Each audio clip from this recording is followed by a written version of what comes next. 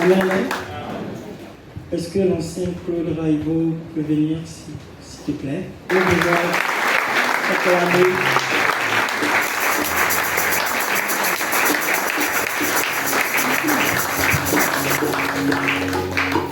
Bonjour à tous.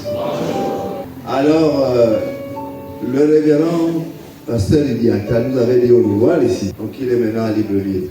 Ici, je parle en tant qu'ancien membre du conseil, donc je parle du pasteur local de la balise 2.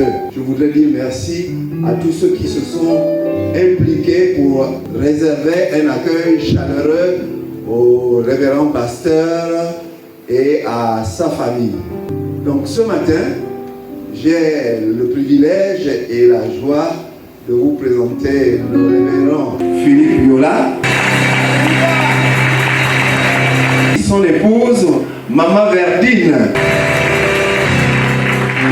Gloire à Dieu. Pasteur, bienvenue. Je vous laisse juste le temps de dire quelque chose au peuple. Shalom Église. Que la paix, la grâce de notre Dieu vous soit renouvelée. Amen. Nous sommes heureux d'être parmi vous, de vivre cette nouvelle saison avec le Seigneur. Je voulais profiter de l'occasion pour remercier mon aîné, le révérend Idiata Julien Yamama. Je voudrais vraiment que nous acclamons le Seigneur pour la vie du révérend Idiata. Gloire à Dieu. Amen.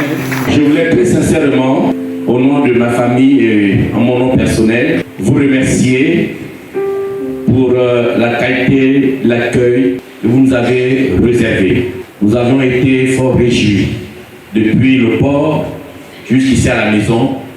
Votre implication nous a vraiment marqué. Nous avons vu cela comme étant un signe du ciel, que le terrain est favorable, la moisson des âmes, pour qu'ensemble nous formions une équipe pour faire avancer encore là-bas la mission un peu plus loin. Je compte énormément sur vous, sur votre implication individuelle et collective, pour que le royaume des dieux puisse davantage être glorifié, que le royaume des ténèbres se disperse encore et encore davantage. Amen. Amen. Merci infiniment. Que Dieu vous bénisse. Dans cette position, nous allons inviter l'ancien Tamla. Shalom. Comment tu vas ce matin? Est-ce que tu peux saluer ton voisin? Est-ce qu'il se met un sourire? Communique-lui la joie ce matin. Car il est glorieux et digne de régner.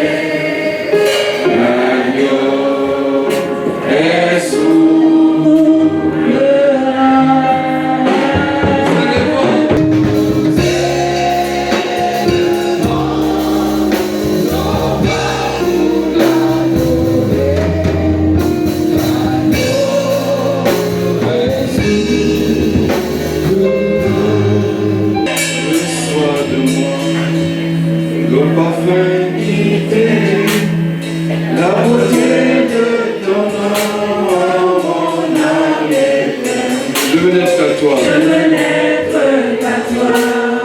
Jésus,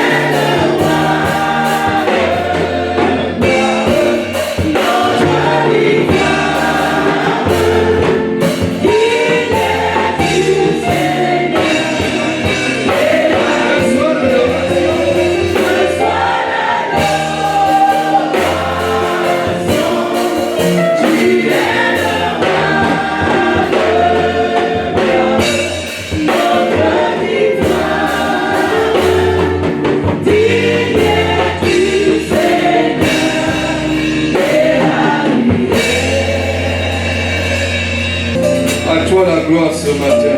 Toi qu'il a plu de nous amener en cet endroit, de nous donner la vie ce matin, d'être à ta présence. Reçois la reconnaissance de mon cœur. Et ton peuple t'acclame parce que tu as écrit. Merci Seigneur. Je suis content d'être parmi vous ce matin. Je suis dans la joie quand on me dit allons dans la maison du Seigneur. Alléluia. Et ce matin, j'aimerais partager avec vous une histoire tirée du livre de Marc chapitre 10. Nous lirons les versets 46 à 53. Ils arrivèrent à Jéricho. Et lorsque Jésus en sortit avec ses disciples et une assez grande foule, le fils de Timée, Bartimée, mendiant aveugle, était assis au bord du chemin. Il attendit que c'était Jésus de Nazareth et il s'est mis à crier: Fils de David, Jésus, aie pitié de moi. Plusieurs le reprenèrent pour le faire taire, mais il criait beaucoup plus fort: Fils de David, aie pitié de moi. Jésus s'arrêta et dit: Appelez-le. Ils appelèrent l'aveugle en lui disant: Prends courage, lève-toi, il t'appelle. L'aveugle jeta son manteau et, se levant d'un bond, vint vers Jésus. Jésus prit la parole, lui dit: Que veux-tu que je te fasse? Rabboni, lui répondit l'aveugle, que je recouvre la vue. Et Jésus lui dit: Va, ta foi t'a sauvé. Aussitôt, il recouvra la vue et suivit Jésus dans le chemin. Alléluia. Que Dieu bénisse sa parole. Le thème de mon message ce matin, c'est le bord du chemin. La Bible ici nous parle de Jésus-Christ qui passe par Jéricho avec ses disciples pour se rendre à Jérusalem. Il venait de Pérée. Jéricho était donc une ville bâtie dans le désert, construite par Hérode le Grand. Et elle était bâtie non loin de l'endroit où l'on traversait le Jourdain. Vous voyez que donc elle était stratégiquement construite. Tous ceux qui devaient traverser le Jourdain n'avaient pas le choix que de passer par Jéricho. Et dans cette ville, il y avait des aveugles. Il y avait des personnes ayant un handicap. Mais la particularité avec la première catégorie, c'est que ces derniers étaient considérés comme étant sous le coup de la malédiction divine. Mais que pouvons-nous retenir de cette histoire de Marc chapitre 10? La première chose, c'est la condition de Bartimée. De par son état, il était réduit en mendier chaque jour pour survivre. Il n'est pas toujours aisé d'être dans cette condition, assez délicate pour Bartimée. En fait, c'est comme s'il y a en fait, tu es déjà classifié dans la société. Alors comment peux-tu te développer si tu es déjà classifié? Ta condition peut faire en sorte que les gens te maintiennent au sol, te dévalorisent. Bartimée n'inspirait aucune considération même de sa famille. Aujourd'hui, il y a ce mal qui est le fait d'être économiquement faible. Lorsque, comme on le dit dans notre jargon, tu n'as pas percé dans la vie, dans la société, tu n'es pas loin d'un aveugle. Et on va te réduire à une certaine catégorie d'activité, rassure-toi. Ta parole ne va pas compter pour beaucoup lorsqu'on devra prendre des décisions. Et que dire de ton rang familial? Même si tu étais l'aîné, tant qu'économiquement tu n'es pas assis, le cadet parlera à ta place. Il faudra vraiment prier le Seigneur pour être dans une famille aussi éclairée, pour comprendre l'importance de la présence d'un aîné dans une famille. Vous savez, parfois les gens ont pitié de nous, pas parce qu'ils nous aiment, mais c'est parce qu'en fait ils veulent te dévaloriser. Tu ne veux pas user de ta position pour plaquer un frère ou une soeur, sachant que sa condition économique n'est pas déjà agréable. Si tu penses qu'avoir un gros compte garni c'est bien, ça va te mettre à l'abri du besoin. Mais pas c'est un homme de gagner le monde s'il perd son âme. Le bord du chemin serait mon deuxième point. Le bord du chemin, c'était un endroit physique à côté du chemin, tout simplement. L'Alliance chrétienne de Valise, elle n'est pas sur la route de l'aéroport, mais elle est à côté de la route de l'aéroport. Il désigne aussi l'abandon ou l'oubli d'une personne. Bartimée vivait à Jéricho, mais il était un laissé pour compte. Bien aimé, on peut faire partie d'une assemblée, mais ne pas être dans le chemin. On peut avoir l'illusion de même être au service du Seigneur, mais en réalité, on est au bord du chemin. Le fait d'être un prédicateur reconnu au niveau de l'Alliance chrétienne ne veut pas dire que tu es dans le chemin.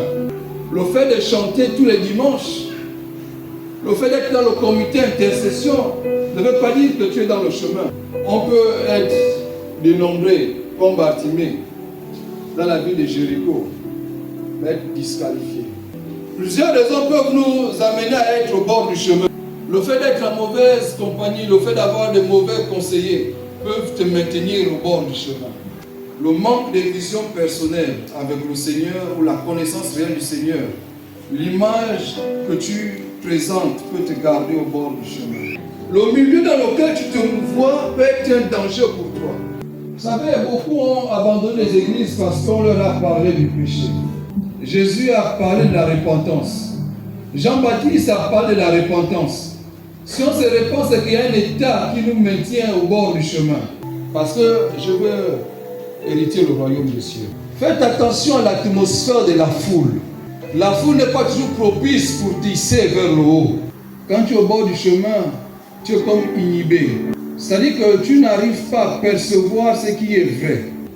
Il faut refuser la cécité spirituelle. Et Bartimée a compris que c'était son jour. Il fallait qu'il utilise une formule qui le distinguera des autres appels. Alors il va dire, fils de David, aie pitié de moi. Et Jésus va marquer l'arrêt. Il y a des situations où Jésus est obligé de parler sur ta vie. Il y a des situations où Jésus n'a pas le choix que d'ouvrir les écluses des cieux à ta faveur. Il y a le moi. Il y a des situations où même les personnes qui te noyaient, Dieu les utilise pour tisser vers le haut.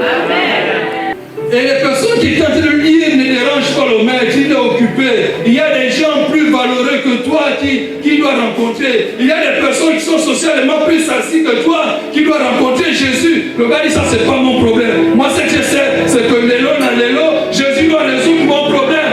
Alléluia. Il te pose la question, que veux-tu que je fasse pour toi ce matin? Il veut changer ta condition ce matin. Pendant que je parle, tu le sens comme un touché maintenant. Dieu a donné te visiter ce matin. Dieu veut te changer. Il veut que tu sortes de ta situation ce matin. Ce matin, le matin va tomber. Dieu, lorsqu'il a appelé Bartimée, il s'est séparé de son manteau. Mais chacun y a ce manteau tombe ce matin. Dans le nom de Jésus. Reçois la faveur de Dieu ce matin. Reçois la grâce de Dieu ce matin. Au nom de Jésus-Christ. Alléluia. La Bible donne lorsque Bartimée a coupé la vue, il a suivi Jésus sur le chemin. Bartimée avait changé d'adresse. Il n'était plus au bord du chemin. Dans 16 cas dit, Jésus est le chemin, la vérité et la vie. Et Bartimée a découvert le chemin. Alors certainement tu as été convié ce matin. Il est important que tu te réconcilies avec Jésus ce matin. Que le Dieu de l'univers, créateur des cieux et de la terre, te rencontre au bord de ce chemin. Quelle que soit la situation que tu traverses, que ta foi le saisisse, parce que ta foi rencontre le Fils de David. Parce que ta foi rencontre le Fils de David. Que l'Éternel dispose toutes choses en ta faveur, conformément à sa promesse. Qu'il en soit ainsi. Que l'amour de Dieu le Père, la grâce de notre Seigneur Jésus et l'onction du Saint-Esprit te couvre tout au long de cette semaine de jeûne et prière.